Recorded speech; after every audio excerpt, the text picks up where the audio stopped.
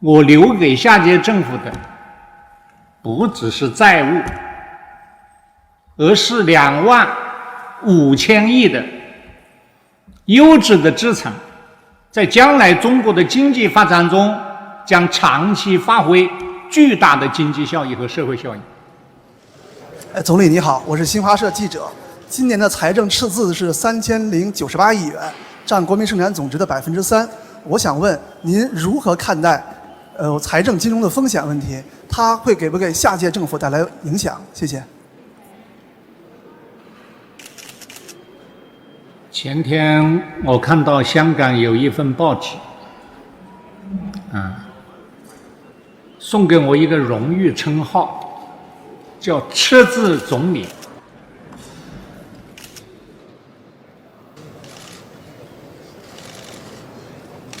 我从来不接受荣誉称号或者荣誉学位，因此对这个问题我需要解释几句。我查了手头的资料，当然我只查了20几个国家，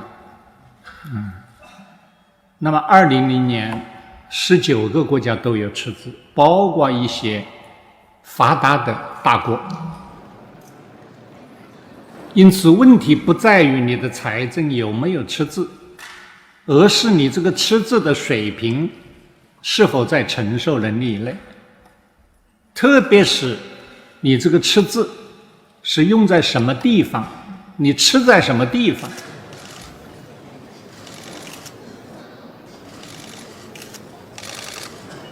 中国今年预算的赤字3098亿人民币，相当于当年的国民生产总值的3%左右。这个国债发行的余额总计25600亿，占国民生产总值的16%。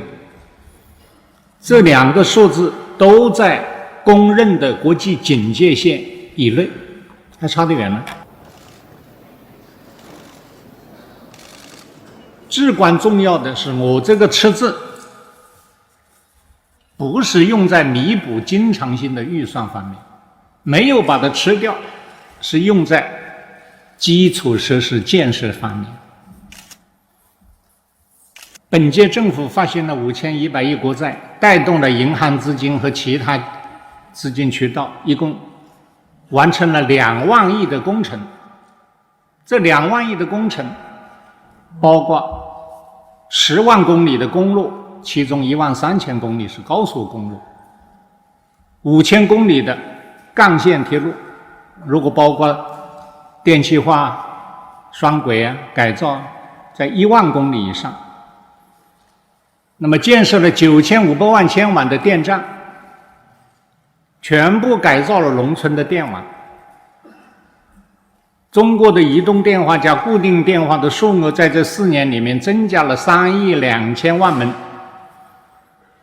这都是实实在在的摆在那个地方。因此我留给下届政府的不只是债务，而是25000亿的优质的资产，在将来中国的经济发展中将长期发挥巨大的经济效益和社会效益。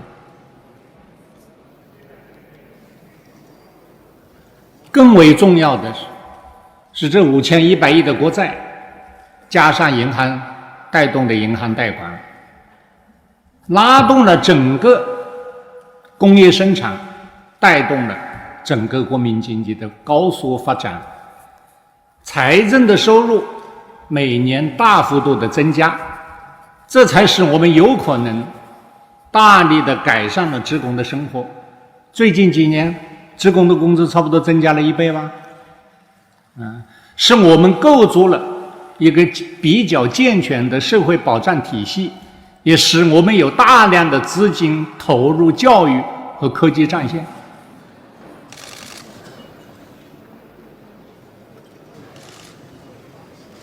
与此同时，人民群众的银行储蓄存款在最近几年里面不断的增加，保持每年增加7000亿到8000亿人民币的水平。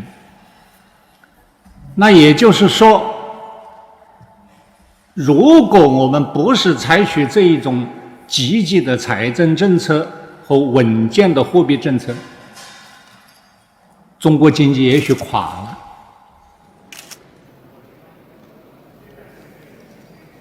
因此，可以从这里看出来，这一个积极的财政的力度也是恰到好处的。你看，我们这4年物价一点也不涨，掉的也不是很多啊，在1%的上下浮动，恰到好处，足见中国的功夫是不错的。所以对不起，我不能接受这个吃字总理的荣誉称号，奉送回去。我为我们国家能够实行积极的财政政策，不但克服了亚洲金融危机带给我们的影响，而且利用这个机遇空前地发展了中国的国民经济，我为此感到自豪。谢谢。我是中国中央电视台的记者。在世界经济低迷的情况下呢，今年中国的经济增长率的预测目标为7%。我想请问总理，是否能够达到这个目标？主要措施是什么？谢谢。今年国民经济发展的预测的目标定为7%，是经过我们周密考虑了各方面的不利因素，包括世界经济增长速度的减缓等等因素来考虑制定的。我想是可以实现的。那么具体的措施呢，我已经在我的政府工作报告中做了简述，我就不再重复了。根据今年1季度的执行情况来看，比我预想的要好。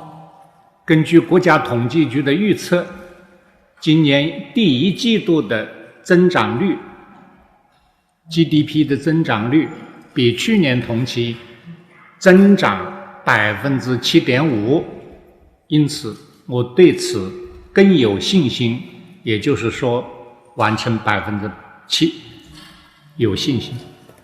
谢谢。Thank you, Mr. Prime Minister. I'm with DPA, German press agency. Mr. Prime Minister, this year will be a very crucial year in the selection of the new leadership. And this year also your successor has to be chosen. You have very capable vice premiers, and some delegates also spoke favorable of Mr. Wen Jiabao, for example. Can you comment, and what will be your personal advice to your successor? Thank you. 我觉得你提这个问题的时机恐怕是太早了一点，因为你所提的问题的答案连我都不知道，那所以我就没办法告诉你了，很抱歉，谢谢。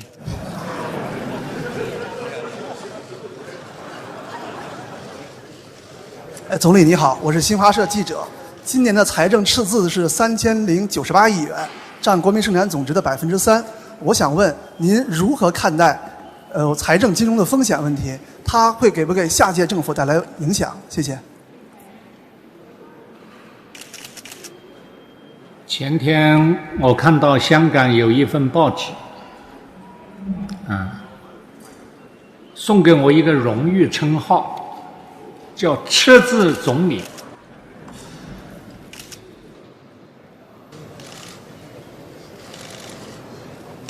我从来不接受荣誉称号或者荣誉学位，因此对这个问题我需要解释几句。我查了手头的资料，当然我只查了20几个国家，那么2000年19个国家都有赤字，包括一些发达的大国。因此，问题不在于你的财政有没有赤字，而是你这个赤字的水平是否在承受能力以内。特别是你这个赤字是用在什么地方，你吃在什么地方。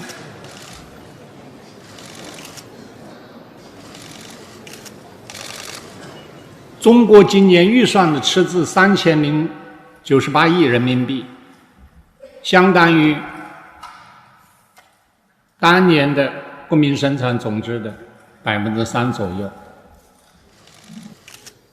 这个国债发行的余额总计25600亿，占国民生产总值的16%。这两个数字都在公认的国际警戒线以内，还差得远呢。至关重要的是，我这个赤字不是用在弥补经常性的预算方面，没有把它吃掉，是用在基础设施建设方面。本届政府发行了5100亿国债，带动了银行资金和其他资金渠道，一共完成了2万亿的工程。这2万亿的工程包括10万公里的公路，其中13000公里是高速公路，5000公里的干线铁路，如果包括电气化、双轨改造，在1万公里以上。那么建设了9500万千瓦的电站，全部改造了农村的电网。中国的移动电话加固定电话的数额在这4年里面增加了3亿2千万门，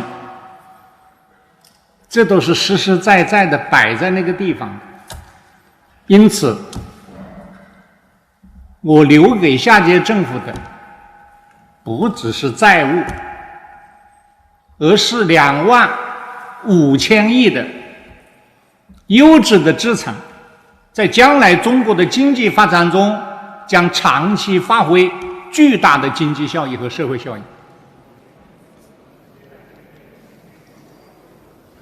更为重要的是这5100亿的国债，加上银行带动的银行贷款，拉动了整个工业生产，带动了整个国民经济的高速发展，财政的收入每年大幅度的增加，这才使我们有可能大力的改善了职工的生活。最近几年，职工的工资差不多增加了1倍吧，是我们构筑了一个比较健全的社会保障体系，也使我们有大量的资金投入教育和科技战线。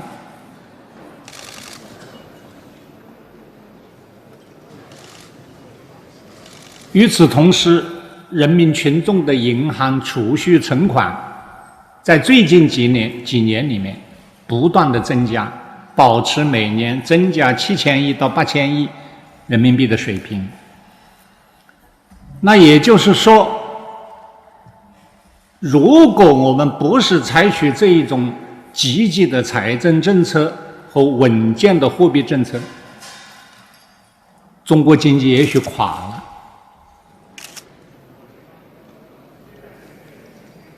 因此，可以从这里看出来，这一个积极的财政的力度也是恰到好处的。你看，我们这4年物价一点也不涨，掉的也不是很多啊，在1%的上下浮动，恰到好处，足见中国的功夫是不错的。所以对不起，我不能接受这个赤字总理的荣誉称号，奉送回去。我为我们国家能够实行积极的财政政策，不但克服了亚洲金融危机带给我们的影响，而且利用这个机遇空前地发展了中国的国民经济，我为此感到自豪。谢谢。我是韩国的朝鲜日报昨天20多个北朝鲜人进入了西班牙驻华使馆，请问中方怎么处理这件事情？谢谢。中国的外交部门已经跟有关的大使馆进行了协商，达成了协议，将按照法律予以解决。请你稍微等一等，也许很快就解决了。我是日本共同社的你好，我想问两个问题，一个是利中关系，就是今年呢邦交30周年，所以领导人还有高层的往来比较多。那我听说中方经过外交渠道表示过很希望日本的皇太子和太子妃来中国访问。那您认为如果他们来的话，能够推动利中关系的发展？另外他们会受中国人民老百姓的欢迎呢？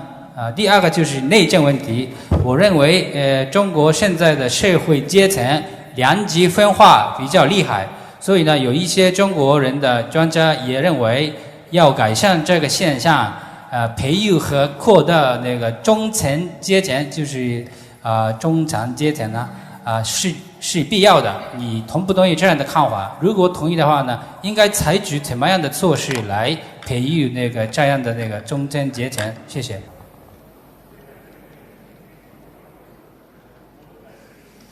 今年是中日建交30周年。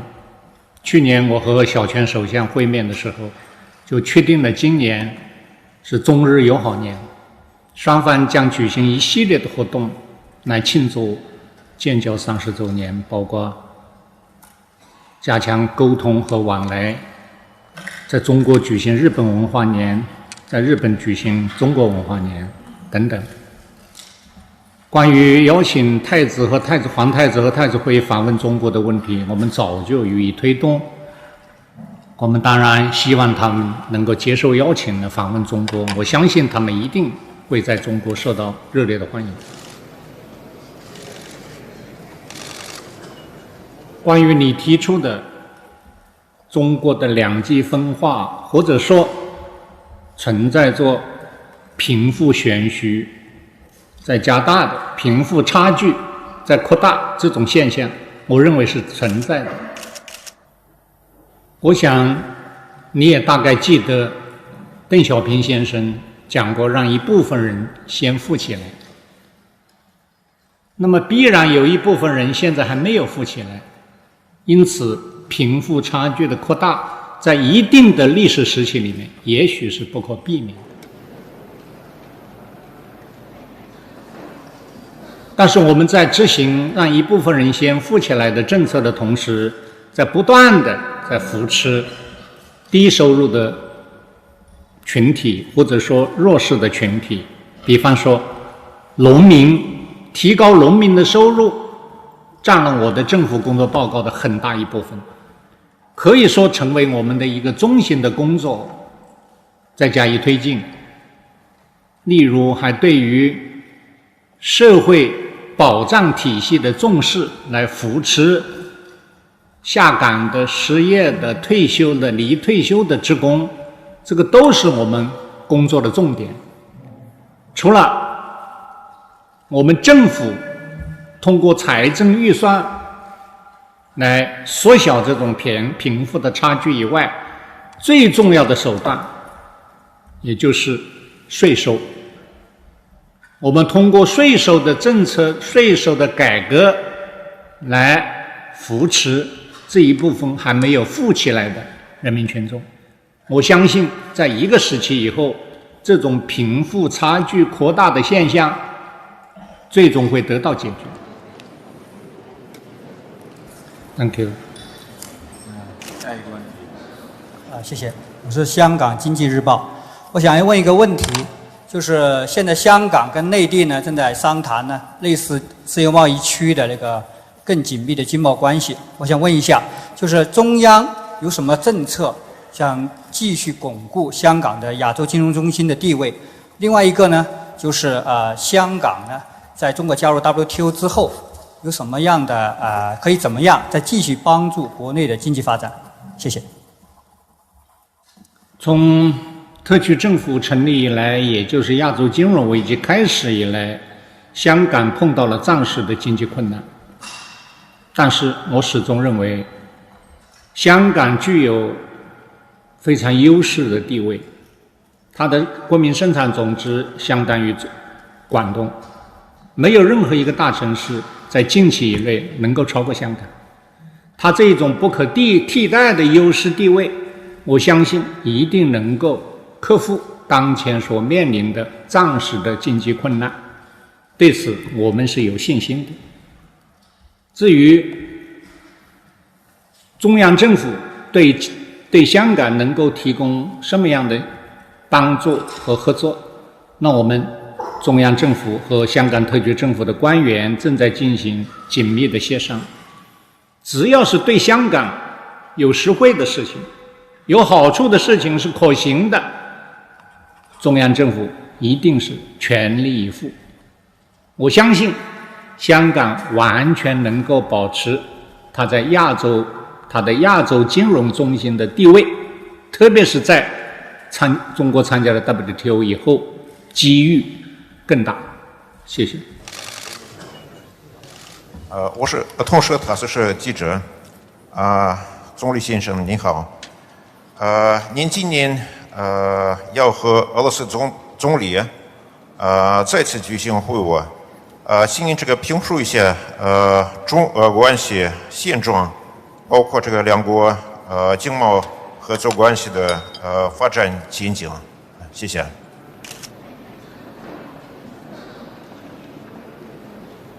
中俄的战略合作伙伴关系最近几年进行得非常的好，特别是去年江泽民主席和普京总统签订了中俄友好睦邻合作条约，更加巩固了我们这一种友好合作的关系。那么表现在经济领域里面也发生了实际的效果。那去年中俄两国之间的贸易，这个贸易是不完全的，因为有很多边境贸易没有统计进去。就拿这个公布的贸易来讲，这个贸易额比前年增加了33.3%，增加了1/3，这个发展是非常巨大的。去年中俄两国总理在圣彼得堡和莫斯科进行定期会晤，我们商定在经济贸易和各项领域里面进一步的加强合作。我们预期在2年，也许3年之内，我们要把现在的中俄两国的经济贸易合作水平提高1倍。今年两国总理定期会晤将在上海举行，我们将进一步的商讨，共同努力推进中俄两国经济贸易和在各个领域里面的合作迅速的发展。谢谢。I'm with CNN, Jaime Flores. Premier Zhu, compared to 1998, your first press conference year as Premier, you look a little more tired and mellow, although just as handsome.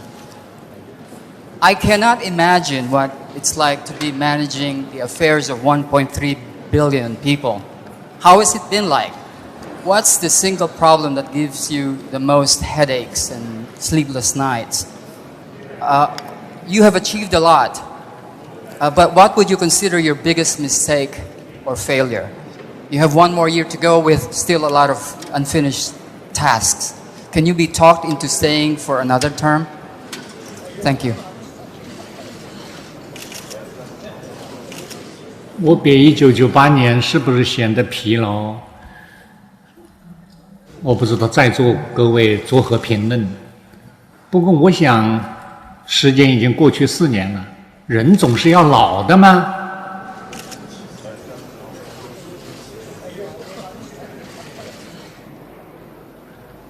但是我想，这个4年以来，我始终毫不感疲倦的在进行我所担负的政府的工作。我想这4年，本届政府做成了很多事情，特别是刚才讲的克服了亚洲金融危机，而且利用这个机遇空前的发展了我们自己。但是当然我还有很多事情没有完成。你问我最感头痛的是什么？我一天到晚头都痛。如果说你说最头痛的嘛，我想在目前讲起来，主要是增加农民的收入。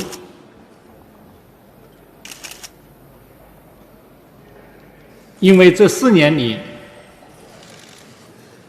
国家的公务员差不多增加了1倍的工资，而物价没有涨。那么国有企业在3年里面已经脱困，他们的很多企业的职工的工资也有很大的提高。那么离退休的职工，由于我们社会保障体系的完善，也提高了他们的待遇，我想他们都是很高兴的。但是比较起来，就是农民8亿农民，他们的工资收入，他们的收入提高的不快，个别地方还有下降。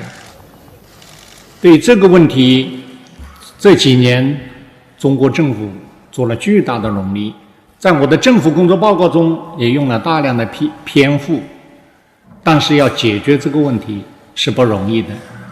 最根本的措施是要靠农业种植或者说产业结构的调整，因为中国现在的粮食已经供过于求啊，农产品越来越多，种什么什么多，价格上不去，农民的收入也就增加不起来。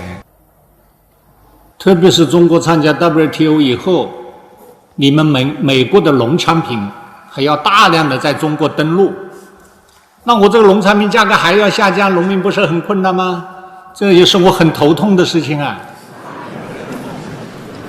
你知不知道美国出口到中国的大豆已经相当于中国的全部的产量1500万吨了。当我们想采取一个转基因农产品管理的办法，实行这个国际上很多国家实行的办法的时候，你们美国的领导人就来跟我谈大豆问题，这影响我们美国的10亿美元的出口啊，你们都要慎重一点。但是你们对中国出口的钢铁产品，你们却宣布要加税8%到30%，这样就影响中国3亿5千万美元的钢材没法向美国出口。那么因此，我可不可以像你们的领导人关心那个大豆一样，也关心我一点钢材？我也把大豆加税30%，行不行啊？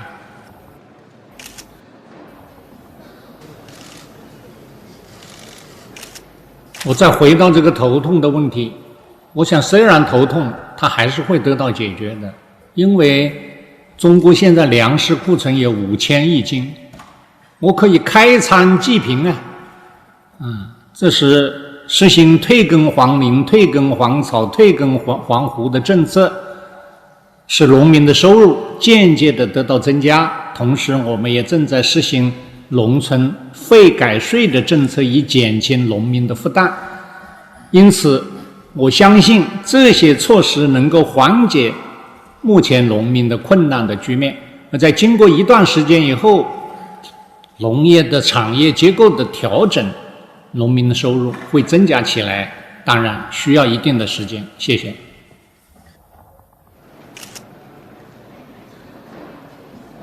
朱总理您好，我是人民日报记者。您在本届政府开始的时候呢，提出的目标是1个确保、3个到位、5项改革。请问您在本届政府任期内，这些目标是否全部都能够实现？谢谢。我想我在1998年的时候所提出来的1个确保、3个到位、5项改革，在这4年里面就已经基本完成。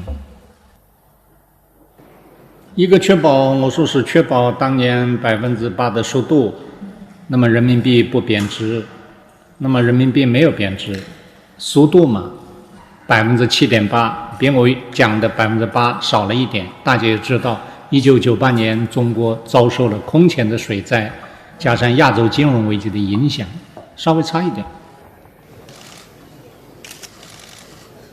3个到位，第一个就指中国的国有企业的大多数在3年里面实现，大中型企业实现有亏为盈，这个目标在3年的时候就已经完成了。如果没有这些国有企业跟我交税的话，中国的财政状况不可能这么好，不可能每年以超过国民生产总值增长速度1倍的这个增长幅度在增加。至于金融改革，我们已经对商业银行进行了很大的改革。我们借鉴美国的 RTC 的经验，把不良贷款分离出来，成立资产管理公司，使商业银行的经营有很大的转变。光去年1年，不良贷款的比例就下降了3个百分点。至于精简国务院的机构，那么在当年就已经完成了，减少了1半的人员。而这一次的精简，现在已经推行到省市县政府，正在进行。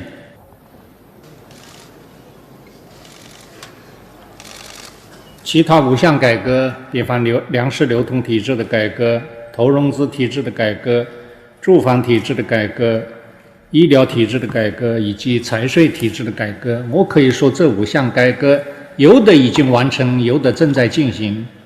我对于这个改革的进展还是满意的。因此我认为本届政府实现了他对全国人民代表大会所做出的诺言。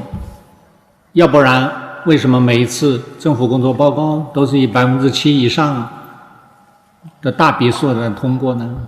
我想我们可以说问心无愧，但是我们还有很多工作没有做好，我们要继续做好。谢谢。With Reuters News Agency. During your tenure as Premier, China has undertaken sweeping economic reforms. I'm curious, after the 16th Party Congress coming up, will there be any renewed emphasis on political reforms? And respectfully, a follow-up to the question by my colleague from CNN, would you consider a second term or another term in office? And if not, will your colleagues, NPC Chairman Li Peng and President Jiang Zemin, also be retiring? Thank you. 我想中国的政治改革，也就是建立一个民主法治的社会的一个改革，一直在进行。今后我想还会以更大的力度来进行。至于连任不连任的问题，我已经回答过无数次这样的问题了，每一次都引起无端的猜测。所以还是我刚才讲的，你耐心的等待一段时间，答案马上就有了。Thank you。台湾联合报记者总理你好，在您今年的政府的工作报告里面，有关对台湾那个部分，我们注意到你并没有提到以前常用的一些词语，例如绝不承诺放弃对台湾使用武力，也没有使用最近常听到的渐进式台独这样的一个词，请问您是出于什么样的一个考虑？是不是反映了大陆对台湾现在的一个情况有一些新的思路？例如接受现在民进党在台湾执政的这么一个事实？谢谢。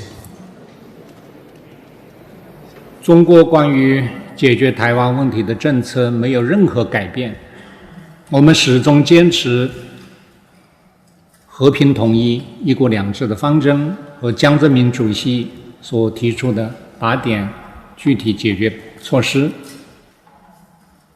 那么我没有强调的问题，不等于我就放弃了，不承诺放弃使用武力，这个话主要是对那些坚持台湾独立的顽固分子讲的。这个话没有变，但是也不需要我天天讲、月月讲。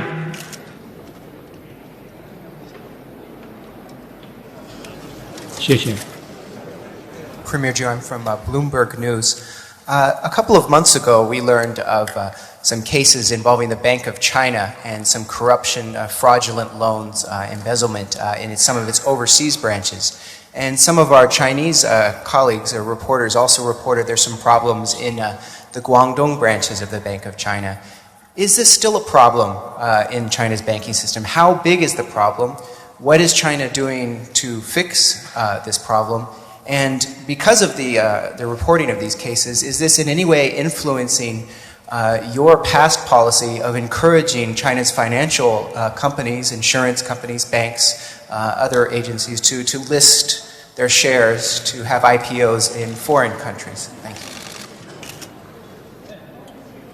中国的4大国有银行有10几万亿的人民币的资产，在个别的分支机构发生违法的事件，我想这不是什么太奇怪的。你们美国不是也出现了安农事件了吗？由于你们在认真的处理安农的事件，我们中国的报纸、杂志上面舆论界没有什么大肆渲染这件事情。同样，中国的个别的分支机构发生一些违法的事件，也值不得大家渲染。问题是我们对于这种事件的态度是非常严肃的，是依法处理的。我想个别的支行分支机构的所发生的这种违规的事件，不会影响中国银行、中国金融界的信誉，也不会影响中国的银行将要在国内或者在国外上市的这一种目标。朱总理你好，我想请问，我们听到很多老百姓说他们很想你连任，那朱总理好像刚才不太想直接回答这个问题，可是我们想请问，无论下一个总理是谁，你觉得他应该有什么优点呢？那如果下一个总理不是朱总理的话，你觉得他在哪个方面应该向你学习，在哪个方面不应该向你学习呢？谢谢。我是很佩服你们新闻记者的执着和毅力，总是要把这个问题追个水落石出。但是我刚才已经讲过了，连我自己都不知道答案，我怎么回答你呢？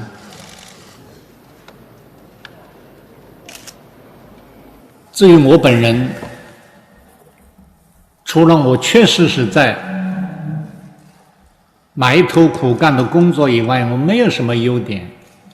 我不希望别人学习我，特别是某家香港报纸说我的本事就是拍桌子、捶板凳、瞪眼睛，那更不要学习我。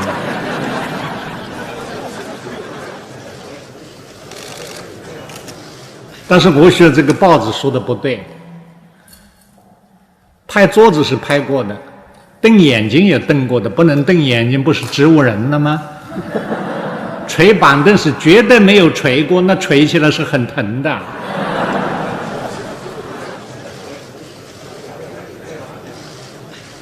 至于说我这样做是为了吓唬老百姓，我想没有一个人相信他这种说法。我从来不吓唬老百姓，只吓唬那个贪官污吏。谢谢。谢谢。总理您好，我是香港亚洲电视台记者李彤。我想请问一下，刚才你也提到说，香港其实比起国内内地的其他城市呢是有一定的优势的。但是我们也看到一个事实，就是现在内地很多的大城市发展得很快，也追赶得很快，尤其是他们在国家整个那个经济的战略发展里面找到自己的一个定位。但是似乎香港在这方面呢，还是不是太确切自己应该扮演一个怎样的角色？然后想请教一下总理，你能不能具体的跟我们讲一下？